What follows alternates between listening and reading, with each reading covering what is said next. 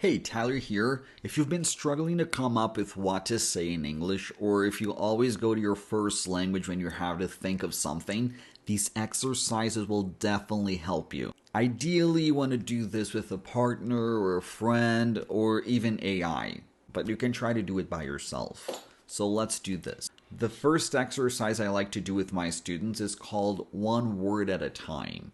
This is great to practice your vocabulary and grammar without having to do those awful grammar exercises. So, how does it work? So, you and your partner, friend, or whatever will tell a story, but each person can only say one word at a time. So, for example, let's say you're playing with me. First, we pick a topic so we can understand where the story is going. Let's say the topic is Christmas. Then we start the story. Let's say I'm the one starting the story. So I'll start with one word. One. Then it's your turn. Then you come up with whatever word you want, but remember that it has to make sense. So pay attention to the word and grammatical structure. So one day I was thinking about Christmas. And you continue like that until you finish the story. Why is this exercise good? Because it forces you to pay intense attention.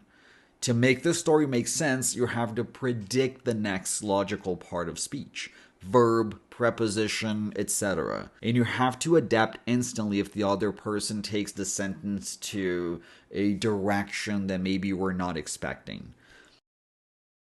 Exercise number 2 is the alphabet game. This one's going to help you build vocabulary under pressure and also help you with quick sentence construction. So this one here, two people have a conversation where each new sentence must start with the next letter of the alphabet. For example, player A, are you coming to the party? So as you can see, it started with the letter A. Then player B has to start the next sentence with the next letter of the alphabet, in this case B. So player B can say, better believe I'll be there. Then player A, C now, can you bring some snacks? But remember that the conversation has to make sense. This exercise forces the brain to search for specific words and sentence starters that you might not usually use. So it makes you get away from default responses. Exercise number 3 is the what are you doing exercise.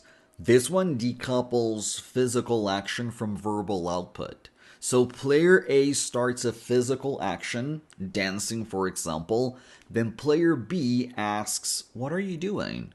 Then player A must name an action that is completely different from what they're physically doing. For example, instead of answering dancing, player A can answer, I'm painting a masterpiece. Player B then immediately begins physically acting out painting a masterpiece until player A asks them what they're doing. And it goes like this. Why do I like this exercise? Because you have to think of a phrase while your body is busy doing something else. It breaks the freeze that happens when you're overanalyzing your words. Exercise number 4 is what I like to call fake expert. So one person picks a random, preferably weird topic. For example, how to train a goldfish. So the other person has to speak on that topic for 60 seconds without hesitation, repetition, or using fillers. It does not have to be real. You can come up with whatever you want, but it has to make sense. I like this one because it builds the muscle of speaking through uncertainty. It improves your ability to describe a concept when you don't know the exact term or when you don't know much about it. And last but not least, exercise number 5, which I like to call questions only.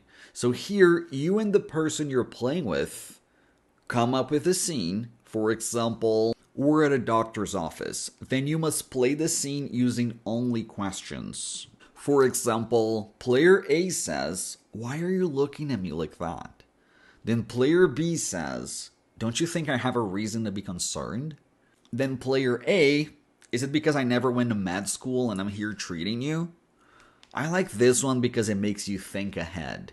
So instead of reacting with a simple yes or no, the brain has to create thoughts and restructure these thoughts. Well, I'm not sure if you've tried any of these exercises before, but if you haven't, make sure to try them out. Remember, it'll be challenging at first, but the more you practice, the better you get. By the way, do you have any exercises you like or anything you found helpful? Let me know in the comments so I can add them to my list. Well, if you're still here, thank you so much, and I'll see you in the next video.